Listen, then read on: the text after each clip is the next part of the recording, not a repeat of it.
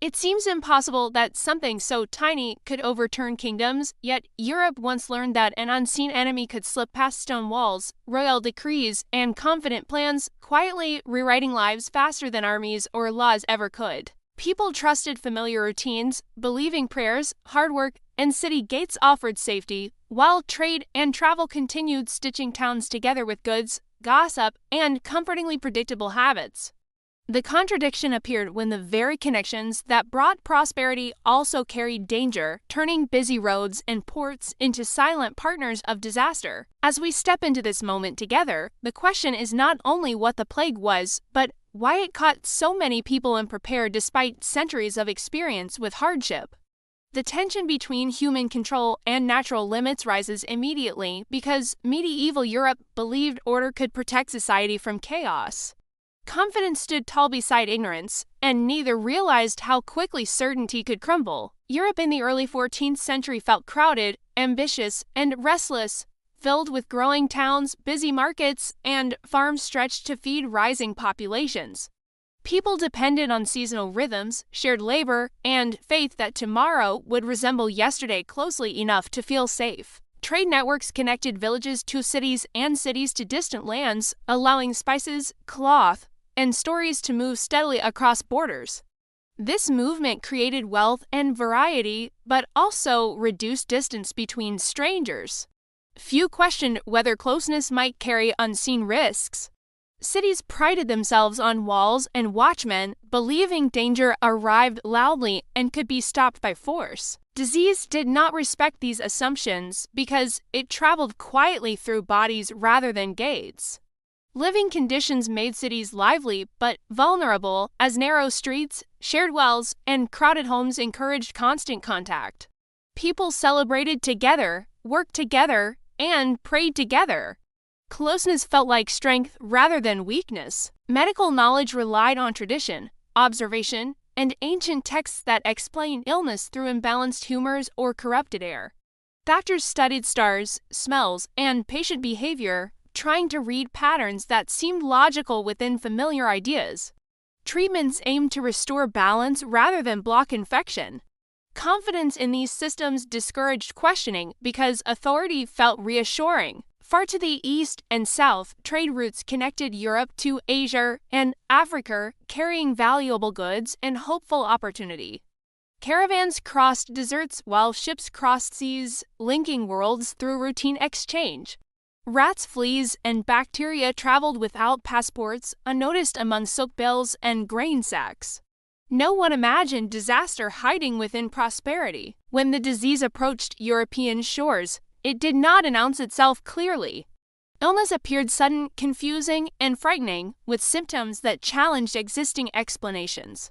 Communities debated causes, pointing fingers at bad air, divine punishment, or unlucky alignments. Certainty fractured quickly under fear. Authorities responded using familiar tools, issuing orders, prayers, and rituals meant to restore order.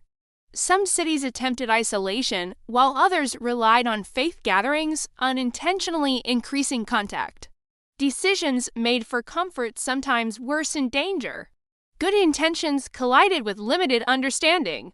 Rumors traveled faster than information, spreading fear across regions still untouched by illness. Stories exaggerated suffering, shaping expectations before reality arrived. People prepared based on fear rather than evidence. Emotions influenced choices as much as reason. Families faced impossible decisions, choosing between caring for loved ones and protecting themselves. Social bonds strained as survival instincts rose. Trust weakened in some places while strengthening elsewhere. Human behavior became unpredictable, work slowed as sickness spread, disrupting farming, trade, and craft production. Economic systems built on steady labor faltered quickly. Shortages appeared alongside abandoned fields. Daily routines fractured under uncertainty. Religious life intensified as people sought meaning in suffering. Some communities turned toward compassion, while others searched for blame. Spiritual explanations offered comfort but also fueled division. Belief shaped reaction more than evidence. Marginalized groups often suffered suspicion, accused of causing or spreading illness without proof. Fear amplified prejudice, turning neighbors into threats. Violence sometimes followed misunderstanding. The crisis revealed social fault lines long ignored. As illness spread unevenly, some regions escaped temporarily, encouraging false hope. Survival felt random, undermining belief in fairness or order. People struggled to reconcile faith with experience, certainty dissolved into questions. Communication between regions lacked consistency, allowing misinformation to grow. Local knowledge remained isolated. Responses varied widely, reflecting cultural habits more than shared strategy. Europe faced the plague as many small worlds. Graveyards filled faster than traditions allowed, forcing changes to burial practices. Rituals adapted reluctantly to necessity. Death became visible in daily life. Familiar sights gained darker meanings. Children noticed changes before understanding them fully. Playgrounds quieted while homes filled with worrying.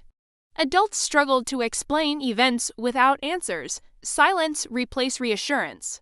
Survivors carried memories shaped by fear and resilience. Communities altered behavior cautiously, uncertain which habits remained safe. Experience replaced theory as teacher. The world felt altered but unresolved. The plague exposed how tightly connected Europe had become, revealing vulnerabilities hidden beneath prosperity.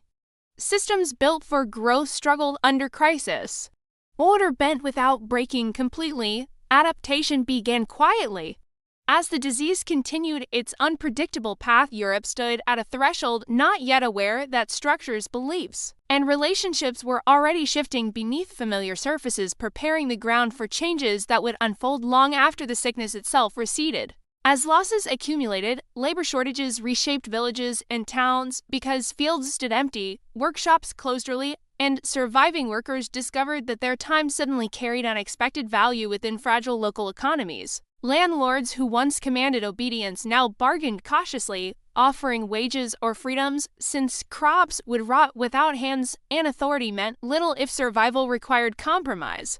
This quiet shift altered power relationships, not through speeches or revolutions, but through daily negotiations over bread, rent, and responsibility. Mobility increased as survivors moved toward opportunity, leaving inherited obligations behind while searching for safer or more rewarding places to rebuild routines.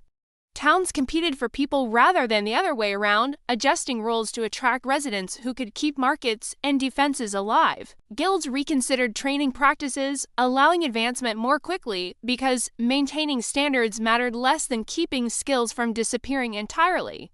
Knowledge passed faster between generations, compressed by urgency rather than patience.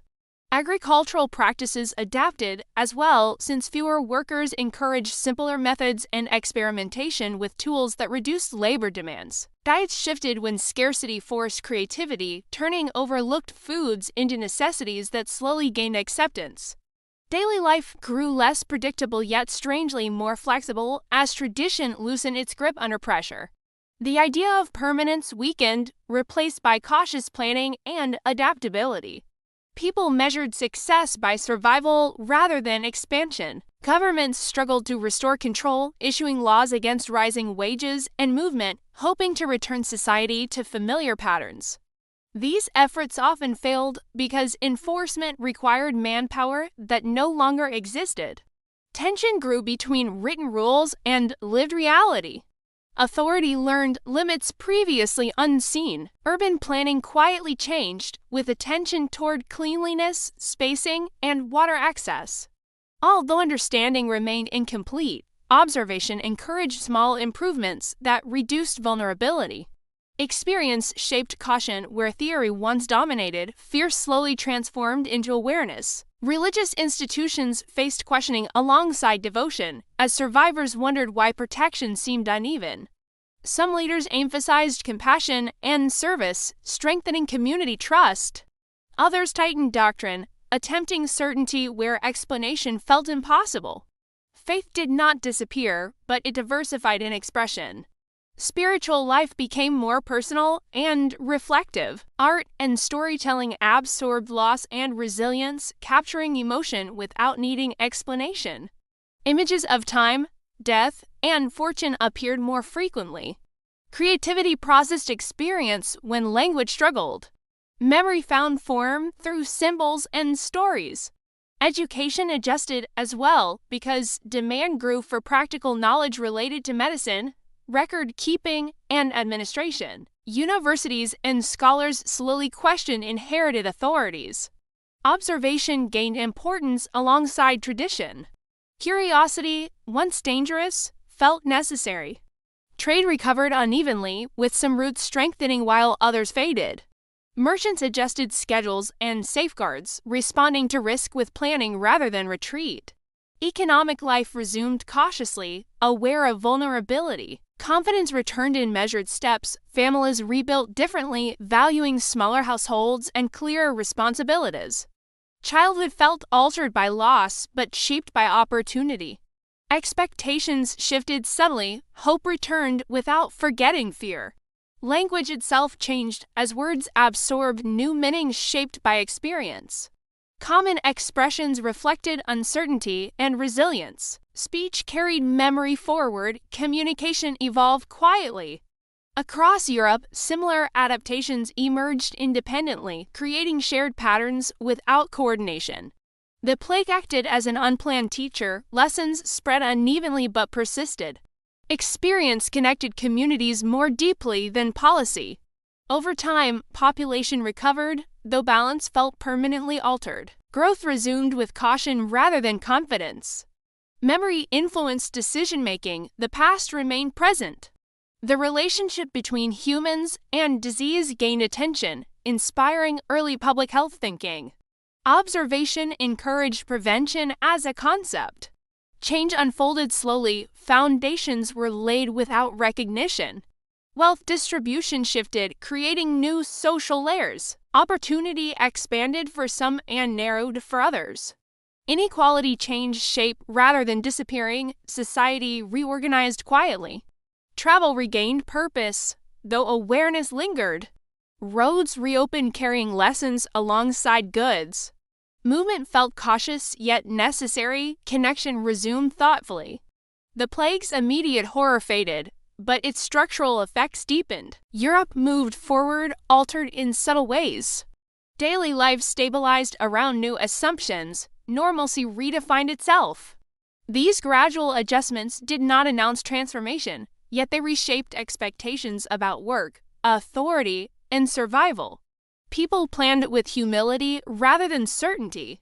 The world felt less predictable. Awareness replaced innocence. As time carried memories into habit, Europe stood changed without a clear moment of change.